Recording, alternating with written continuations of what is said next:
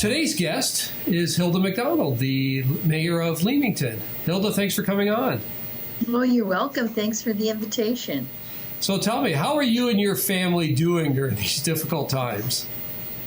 Well, we're isolating. We are living as if the world is just going on around us, and yet we're in our little bubble. We have found ways to get our groceries and other produce and so on. I try and walk every day. That's the intent, but I haven't always been successful. We feel like we're in a good place. I don't get to see my grandchildren, and that's been a tough one. And my mom, can't see my mom. I stopped at the home the other day and waved through the window, and we FaceTime and so on. So we're doing well. It's what it is. It's how we have to be right now. It's a difficult time, and we just have to find our way through it. Yes, that's right. How has COVID-19 affected you and the operation of the municipality? Well, for me personally, I'm not going into the office unless I have to go in for our council meetings, and then I go in and we live stream. So I'm the only council member there. And then we have, of course, the recording secretary and whoever has to give the reports in the CAO. We keep our 2 meters distance. We wash our hands with the sanitizer. We do all that kind of thing. I do a lot of, I sit here in my dining room and I make phone calls and emails and texts, and that's how that part goes. The municipal office is closed.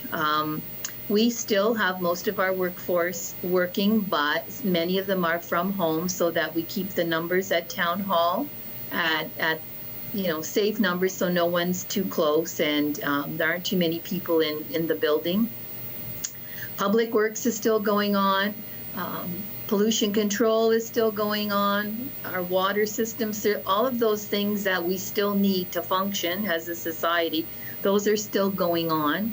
And we have folks working from home as well. Of course, our rec center is closed, but there's folks there. They're doing deep clean. They're doing what lots of people are doing at home that we don't often have time to do. So it is a time of still working, but kind of under the radar, under the public purview. But things are still going on. No public meetings. I find that a teeny bit difficult. It holds a few things up that by law need to be public meetings. I don't get to interact with my colleagues on council except the telephone and then the Zoom and those kinds of meetings. But everything's still going on, just it seems below the surface. I was just going to ask about the council meetings and how you're using Zoom. It's a new way of working. Is it difficult sometimes to make decisions or that interaction between councillors and yourself? We don't do Zoom for our council meeting because we live stream. Oh, okay. So then I'm visible on the screen, and my councillors are on teleconference, the phone thing. So they're up in the air. and that's so surreal because we are so used to looking at each other, like body language and facial expressions, and none of that is there. And even then, the subtlety of their voices, sometimes it's hard to determine who's making the motion, so we have to ask them to say their name. There are some, maybe not controversial, but very serious topics that are coming up that we are going to, I hope we can wait till we're all face to face, because that connection where you see people's faces and again the subtleties of their body language, I need to see that. I need to know what they're thinking. It completes the story. It completes the story of the conversation. Mm-hmm. You know how email and texting only gives you one dimension. Yeah. This does as well, and that is for me difficult. Yeah, and let's remind our residents that when any public works or garbage or anyone is out there, let's make sure we maintain our social distance with them. Let's not, we may want to hold a conversation or assist in some way. Let's make sure we maintain that social distancing. Absolutely. That's key. That's important to us. Tell us about the bylaw officers and their duties and new duties. Well, they've got new duties as per the province, so they can go and we're still at the warning stage. We try not to browbeat, if you will. We're trying to still educate and inform about the social distancing, about the groups more than 5. We had a little issue last week where we had, it was posted on social media, we were not allowing trailers in driveways and so on, and we had to straighten all that up. So they're very key in getting the message out in an informative way, still trying to be just that. We will probably get to where we will have to be a little bit firmer with the enforcement. As we see, our OPP last week on Easter weekend charged 2 folks that were 2 groups, if you will, that were not listening to the order of 5 or more was not allowed, and some charges were laid. So our fellas are doing their usual, the property standards and all that, but on top of it is another load of needing to enforce people to follow the rules, and that it's I think it's more difficult because some people have their backs up and some just don't get it. Yeah, and that's unfortunate. Mm-hmm. How is COVID-19 impacting the agricultural and greenhouse industry in Leamington? Well, it really affected the greenhouse industry, I'm going to say a week and a half ago, when their next stage of workers first started to come in. So these workers had to have temperatures checked and all the questions done at point of leaving their country of origin. When they got to Windsor or Toronto, wherever they were, again, they were grilled through that. And then they had to have 2 weeks of isolation on the farm. So some of the farms had to find ways to self-isolate. So one in particular had to set up a whole new living quarters for the group that they had coming in. So that part has been maybe not so much problematic, but it's held them back. And that 2 week isolation, of course, means that their workers are there needing to be paid, but it's difficult to have them work. So that's been an issue for the farms. For us in the municipality, it's getting the message out to the workers not to congregate, and that's their tendency. They've come from a country, in the case of Mexico in particular, where they come from a country that is not the same language as here. They come from rural towns where COVID is probably something they may not even have heard of, just simply because it's extremely rural. And then they come here and they're trying to socialize with their friends or friends or coworkers, and all of a sudden they're being told wear masks, you can't stand too close, and there's been a delay in getting that message across.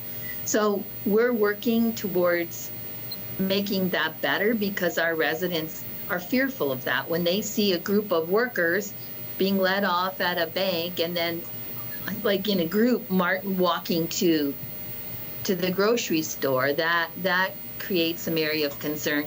So we've been working with that health unit, with the Ontario Greenhouse Vegetable Growers Board, to get that message out. So a lot of the bigger farms where it's probably easier to do, they're bringing banking on site, they're having groceries delivered, they're having personal shoppers, if you will. I spoke to one greenhouse and he said he has 2 guys that shop. They'll go if they need something from Walmart, they will go in a van, just the 2, and they will go and pick those things up. They are wearing masks and so on, and gloves too when they're out in public. The greenhouse itself, though, is very it's almost like its own little bubble. And they have always had strict sanitizing conditions simply to not bring in viruses and so on. I'm talking fungus and things like that that are problematic to the crop. So there has always been a level of sanitation there anyway, and a level of cleanliness. It's just the fact that when you're bringing in groups of workers from different areas, it's a concern, but it's something that we're working on.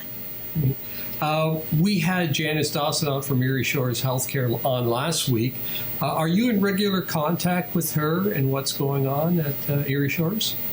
Absolutely. Janice and I struck up a friendship, if you will, at the beginning of my term. And now with COVID, we talk several times a week. At the very beginning, we talked almost every day to every other day. Arms Boomerang and I have also a really great relationship. I can text them and have answers back within minutes. So we're in constant contact. If I hear a rumor, if you will, or someone calls me with a question related to Erie Shores Healthcare, I can text and get an answer back. And we have a great relationship, and I think that's only good for our community. Back and forth, it's a win-win. So yes, we have a great relationship with Janice as well as Erie Shores Healthcare. Excellent. Lastly, what are you looking forward to when this all ends and we get back to some sense of normalcy? I will tell you, personally, my first thing will be hugging my grandchildren. Yesterday, I made some cinnamon buns and we did a bun drop-off.